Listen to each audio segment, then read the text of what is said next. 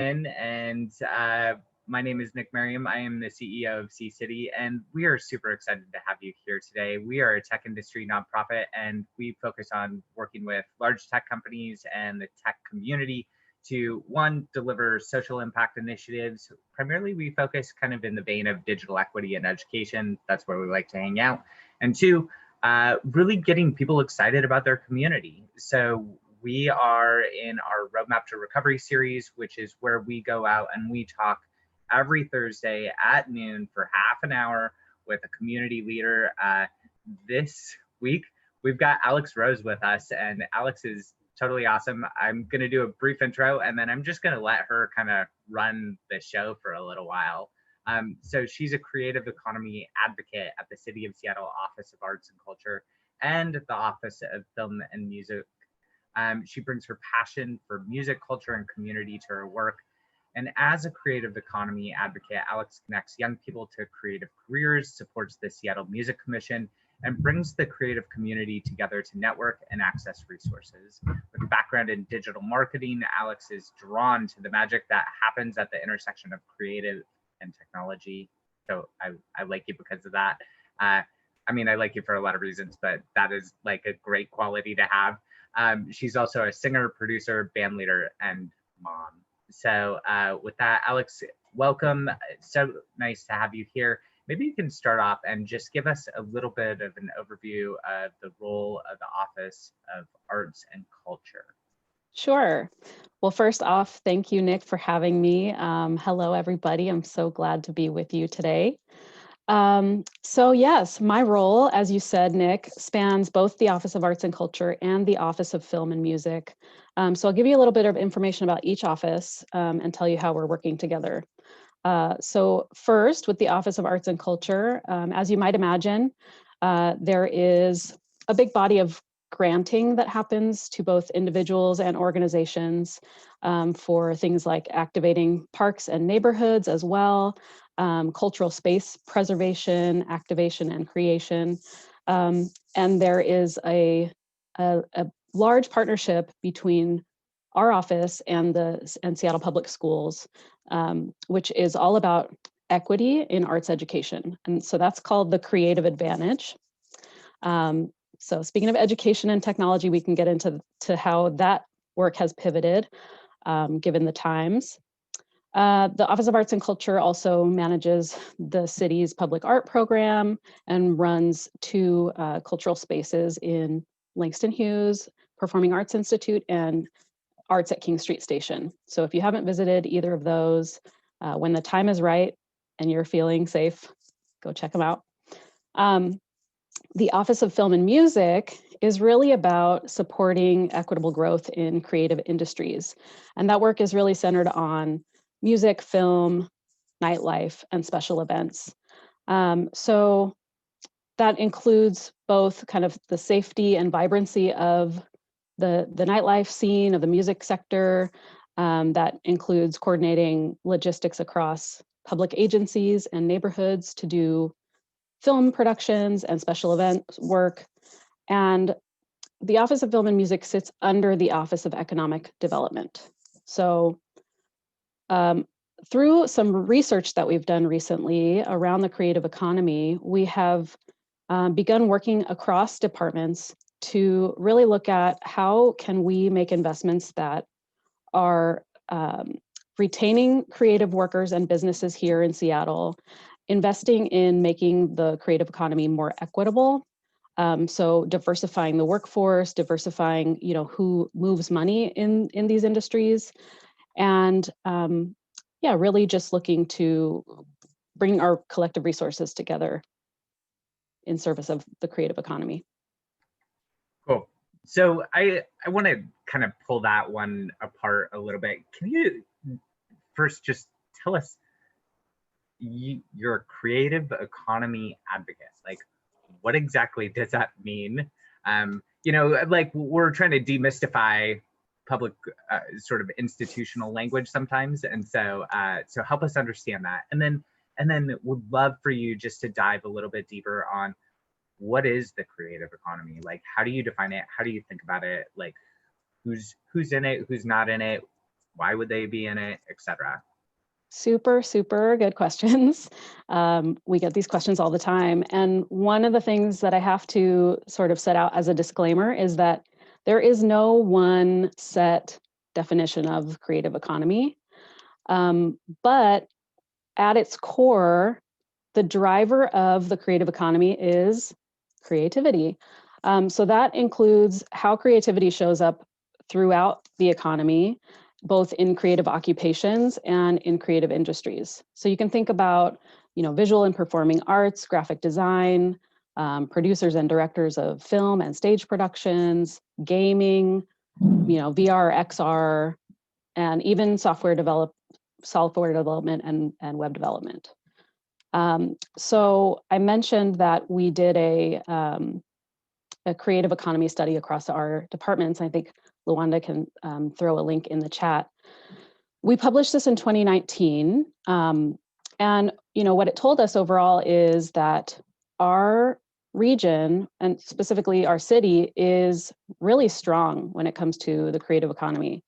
The creative economy, or excuse me, the creative industries contributed 18% of Seattle's gross regional product, which equates to about $14.5 billion. And, when we look at the US GDP, it's only 4.4%. So we got it going on here in Seattle. We've seen major job growth from 2012 to 2017 to the tune of 23% creative job growth. So when we think about creative occupations, we have about 70,000 creative workers in Seattle. And more than half of those are in the arts, design, media, and entertainment job family. So we also look at, the creative industries, and just looking at as a whole, we look really good. But when we dig in a little bit deeper, we see the disparities around race and gender, and the way that creativity is compensated. So specifically, we have a chart that can illustrate this point. But we found that Seattle has the highest paid creatives in tech jobs, which you'll see on the left with that really tall bar. Yes, thank you very much. And the lowest paid creatives in arts, design, entertainment, and media jobs. And then additionally, people of color are vastly underrepresented in both tech and arts jobs. And so this is, concerning that these disparities exist in what appears to be a really strong creative economy.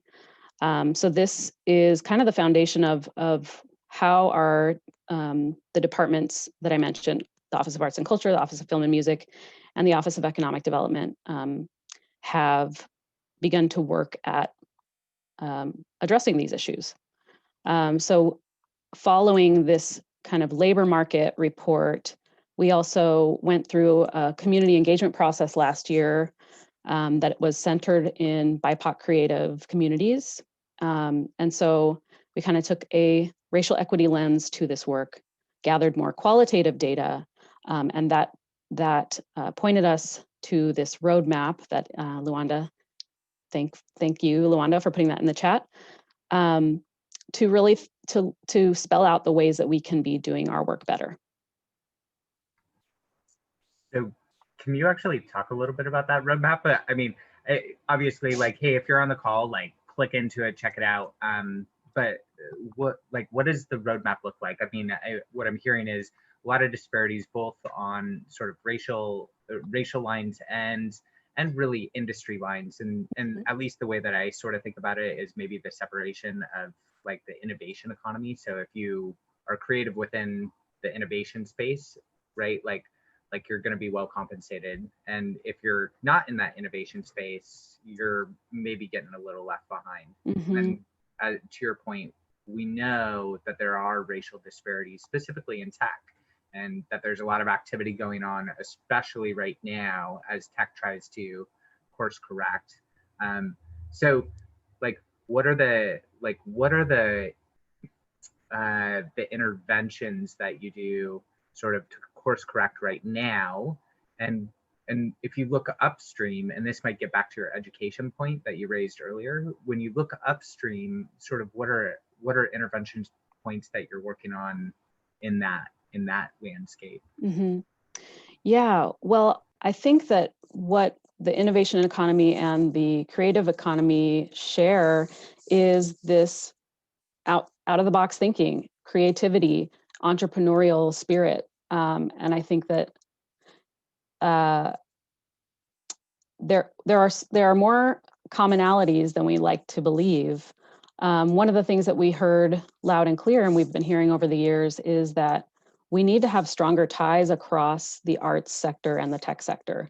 We need to be talking to each other. We need to be, sharing the wealth and making our home city a vibrant place to be. I think I can think through some of the themes that we heard. Affordability is huge. People are getting priced out of the city and having to move further away. So that creates challenges in terms of getting into the city to do work, and the costs that come with that. Pathways to careers are tough for people of color in creative industries.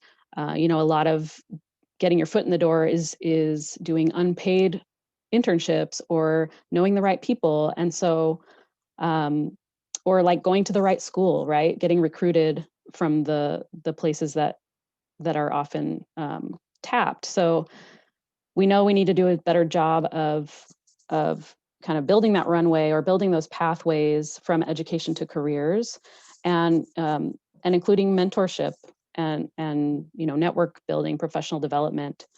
I think that with creatives who are freelancing or kind of doing gig work, there's a lot of DIY pressure that is put on them to run a business while being creative and having space to make their art or their films or so making sure that we are doing what we can to provide resources or connect people to resources that will make it easier for them to be their own boss, to run their own business. um, yeah.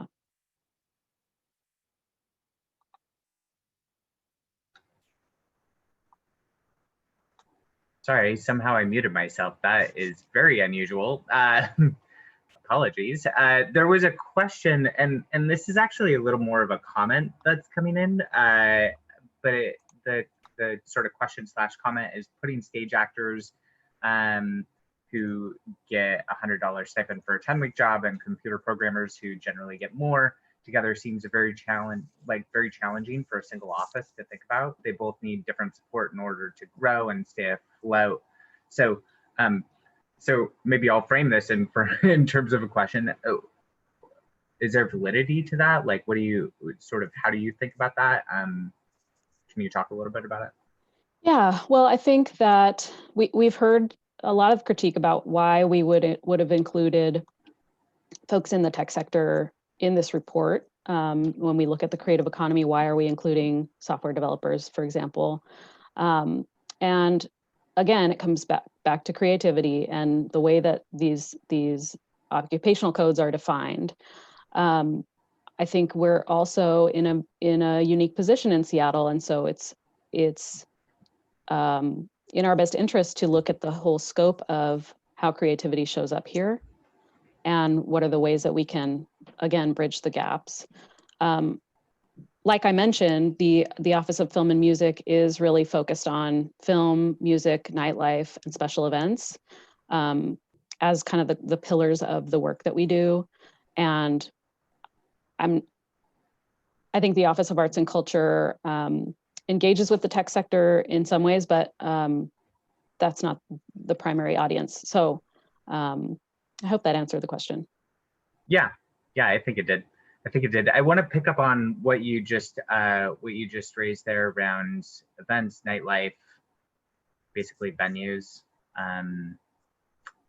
It feels like a really sad state of affairs right now for a lot of our cultural institutions. whether that's, the small venues or the larger venues. Sort of first, one, can you talk a little bit about any relief that's going on in those spaces? Sort of how are they coping? And then second, maybe just a little bit of a tangent on that. Where are you seeing impacts to these groups or these spaces that have been surprising that have come out of the pandemic? Yeah, well, given the state of our public health guidelines, very large swaths of the creative economy are not able to work right now because their work depends on large gatherings of people, or it involves them projecting and maybe spreading droplets. So I think that folks involved in live entertainment are really hurting. And the data that we've seen shows that BIPOC small businesses and BIPOC-led organizations are feeling the effects more deeply. We see disparities growing, and so it's really tough. But at the same time, I would say there's a lot of resilience and creativity and mutual aid that is rising to the surface, that is kind of coming out of this moment where that creative spirit and the community is really shining. I guess technically, or getting into kind of the nuts and bolts, the way that the unemployment system was set up, or is traditionally set up, does not do a good job of accounting for freelance workers, self-employed folks, contractors.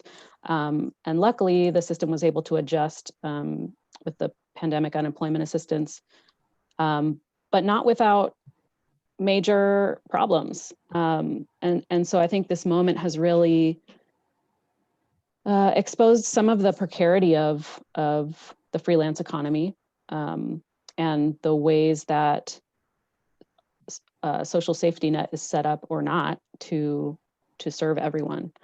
And some small businesses or freelancers or folks who are doing creative work were not necessarily set up to take advantage of some small business relief funding. So again, that goes back to how can the city better prepare people to kind of get their papers in order, or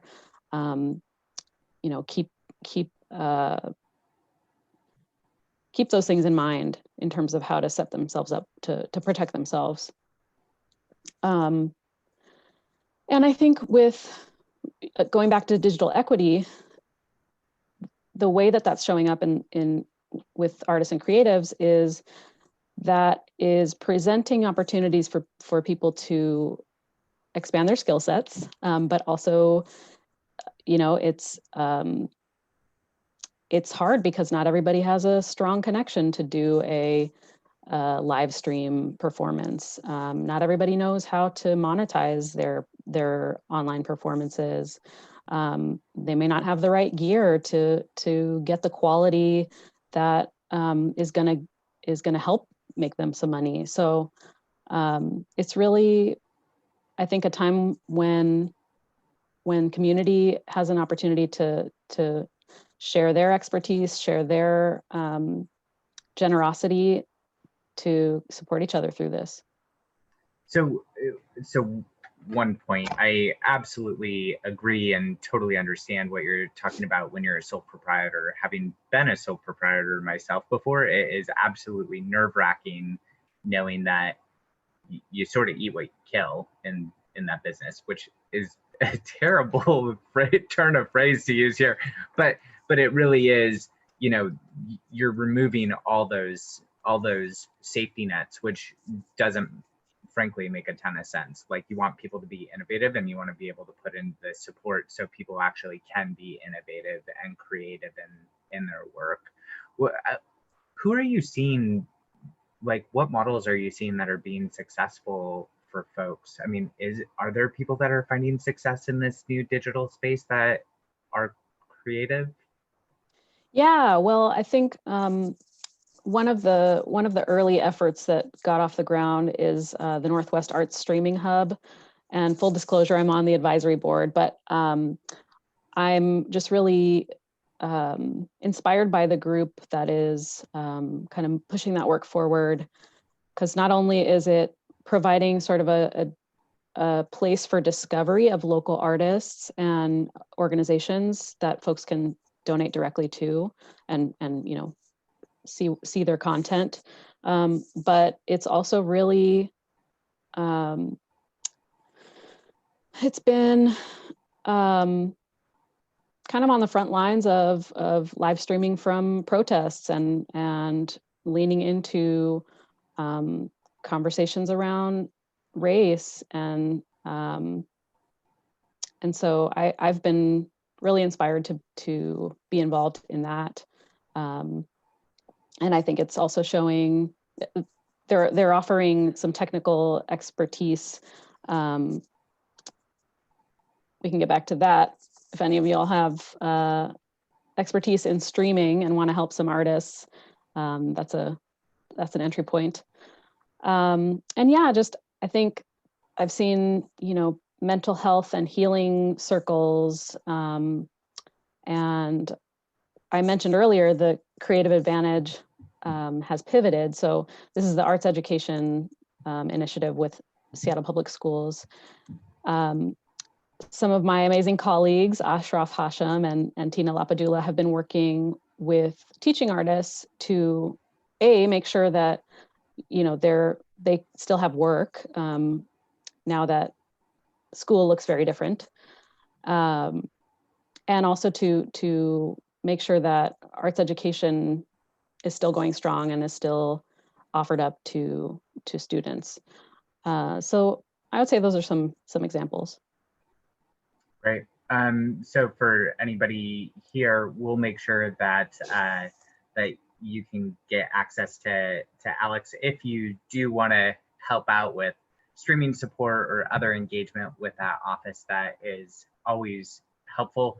I heard a very clear ask from her for your expertise. So stand up, show up, suit up, do all of it. We'd love to have you. For the audience, if you have any more questions, make sure to get them in. Sometimes the audience is really slow around here. This audience is the best audience we've ever had, though. I'm not talking about anybody in particular.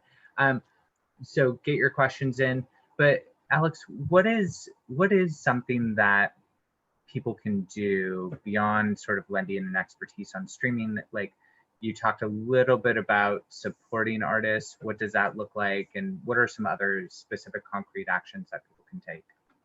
Yeah, well, I think that generosity, like I said, is huge right now. If you are able to give directly to artists, watch their live streams or discover them through Nash. But really, one of the most inspiring efforts is the Seattle Artist Relief Fund. And they are on the cusp of raising $1 million since this all began to give directly to artists in need. So I think that is one way of just making sure that that people can cover their foundational needs. So Seattle Artist Relief Fund. You may have seen the recent launch of Keep Music Live, and that's an effort to raise funds for keeping our music venues going through this tough time.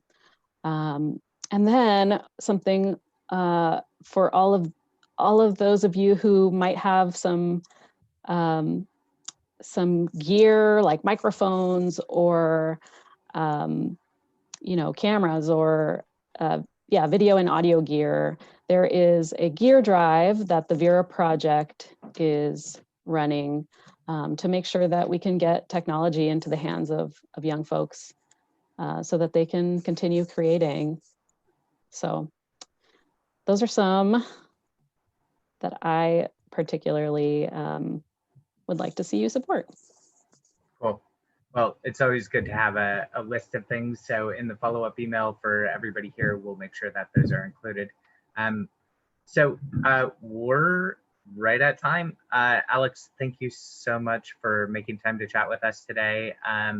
For anybody on the line, thank you for coming. You will receive an email from us that has a number of items that you can do and learn about related to this topic.